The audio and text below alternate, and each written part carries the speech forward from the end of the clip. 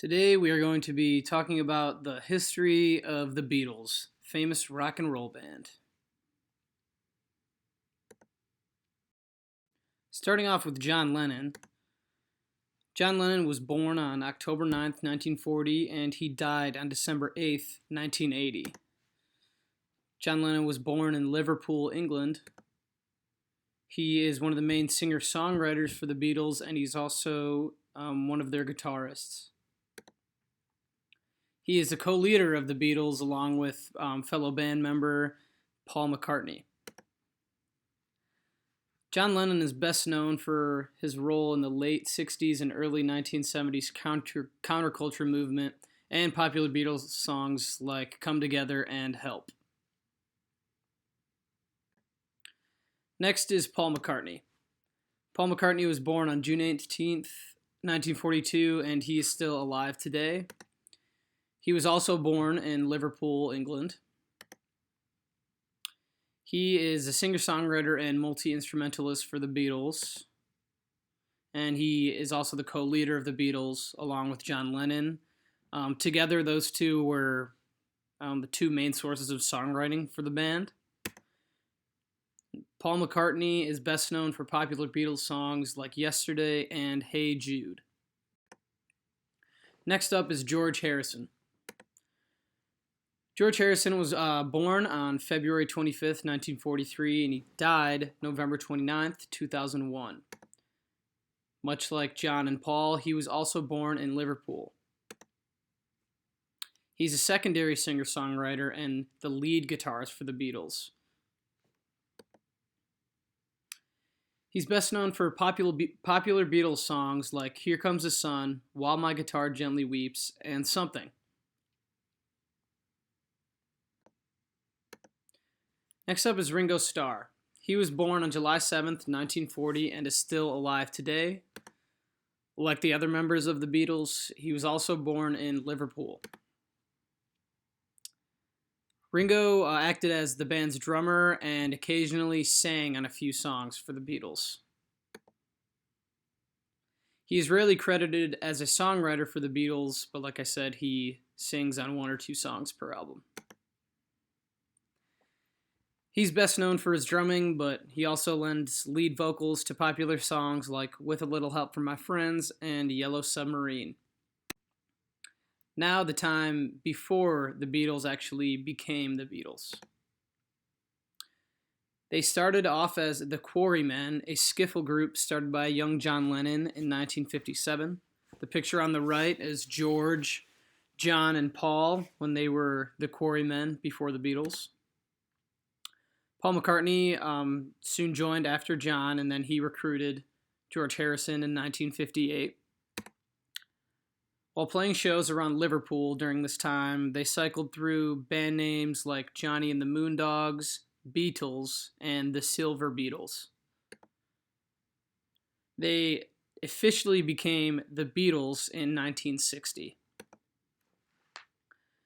They were discovered by future manager and friend Brian Epstein in 1961. And Ringo Starr became the official drummer of the Beatles in 1962 after they cycled through a number of different drummers. Next up is the Beatlemania years, 1963 to 1966.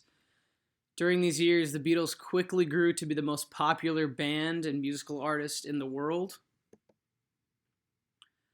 The only years the Beatles ever went on tour was during this time. They were one of the prime bands in the first British invasion music movement in America, along with bands like the Rolling Stones and the Monkees. This era was the era for the Beatles that popularized them as a boy band. On the right, you'll see a picture of them from 1962. In 1963, the Beatles recorded their first album, Please Please Me, in the span of one day. On the right, you'll see the album cover for Please Please Me. This album contained hit songs like Please Please Me, Love Me Do, and Twist and Shout. During this time, they also released popular singles She Loves You and I Want to Hold Your Hand. Also, during this year, they toured England and some of Europe, basically for the entire year nonstop. In 1964, the Beatles had their first U.S. appearance with their famous set on The Ed Sullivan Show. On the right, you'll see a picture of them performing on that show. This late night TV appearance would kick off their first ever U.S. tour. Following this, they released the film and soundtrack A Hard Day's Night, so both a film and an album to go along with the film. After this, they embarked on an international tour, and they met one of their main influences and fellow artist, Bob Dylan. Also, during their U.S. tour, in a show in Jacksonville, Florida, the Beatles refused to play if the stadium was segregated. So the Beatles were one of the first bands to take a stand against segregation in the United States. And then later this year, they released the album Beatles for Sale. In 1965, the members of the Beatles were introduced to psychedelic drugs, which would heavily influence their future music. They released the film and soundtrack Help. After Help, they recorded and released Rubber Soul, the first Beatles album with all original songs. With the release of Rubber Soul, the Beatles would continue on to mature in sound and songwriting. In 1966, the Beatles would record and release Revolver, which was another creative step forward for the band. On the right, you'll see the cover for the 1966 album. 1966 marked the shift from the boy band Beatles to the musically influential Beatles that we'll often hear of today. During this year, they also stopped touring due to exhaustion and to focus on more complex studio recordings.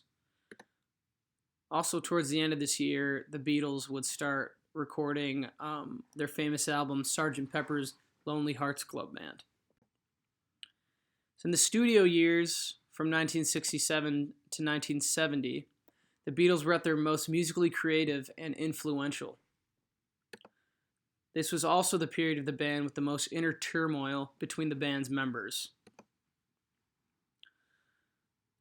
This also was a time when that occurred during the same time of the counterculture movement of the late 1960s and early 1970s. So in 1967, the Beatles finally released Sgt. Pepper's Lonely Hearts Club Band, which was their most experimental album to date. This album is often known as one of the greatest albums of all time. Also during this time, they performed a single, All You Need Is Love, to over 350 million viewers on live TV.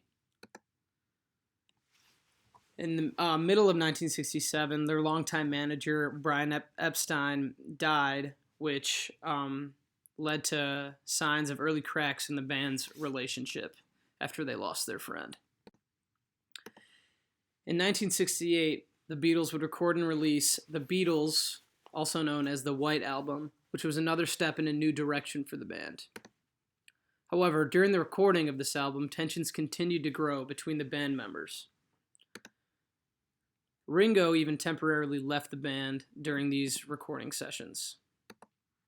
And the White Album was also the Beatles' first release on their own record label, Apple Records. In 1969, the band began recording Let It Be, but stopped due to tensions within the band. During these sessions, George Harrison left and even threatened to quit the band if they didn't change their direction. Tensions continued to grow as the band argued over who they were going to hire as their new manager. Eventually, they gave up on recording Let It Be, and after a few months later, they started working on Abbey Road in an attempt to salvage the band's career. So in 1969, Abbey Road would be released, and it would feature the band's final work recorded together. Abbey Road was still met with critical and commercial success, despite the inner turmoil of the band. The Beatles would publicly disband in mid 1970. Let It Be, the album that the Beatles attempted to record before Abbey Road, would be mixed and released post breakup by American producer Phil Spector. Following their breakup, Paul McCartney, John Lennon, and George Harrison would all go on to have very successful solo careers. Ringo Starr had a mildly successful solo career, but he contributed on all the other members' solo albums, or many of them. John Lennon would eventually be shot and killed in New York in 1980, and George Harrison would eventually die of lung cancer in late 2001. Both Paul McCartney and Ringo Starr are still alive and active today. The legacy of the Beatles. The Beatles are still arguably the most well-known band of all time, up there with artists like Elvis and Michael Jackson. Their influence on music and pop culture is still prevalent today. They are still the best-selling artists of all time by more than 30 million units sold.